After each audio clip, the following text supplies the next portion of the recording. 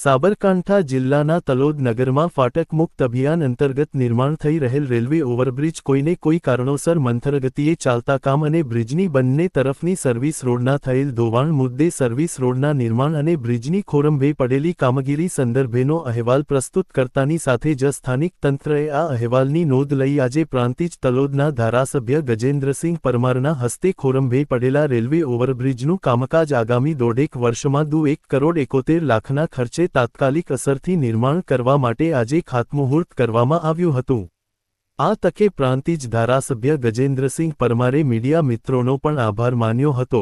જણાવ્યું હતું કે આગામી દોઢેક વર્ષમાં આ બ્રિજનું કામ પૂર્ણ થઈ જશે। સ્થાનિક સહિત આસપાસના વાહન ચાલકોને ટ્રાફિક મુક્ત માર્ગની ઉત્તમ સુવિધા ઉપલબ્ધ બનશે તેવો આશાવાદ તેમણે વ્યક્ત કર્યો હતો। આ તકે તાલુકા પંચાયત પ્રમુખ દશરથસિંહ ઝાલા, નગરપાલિકા પ્રમુખ રમીલાબેન ચાવડા, પ્રો. રંગુસિંહ બી સોલંકી, માથુહ ભાશ્રી, જોર્મેટ્રીટરો, સ્થાનિક પ્રજાજનો ઉપસ્થિત રહ્યા હતા। રિપોર્ટર સુરેશસિંહ જાદવ, તલોદ।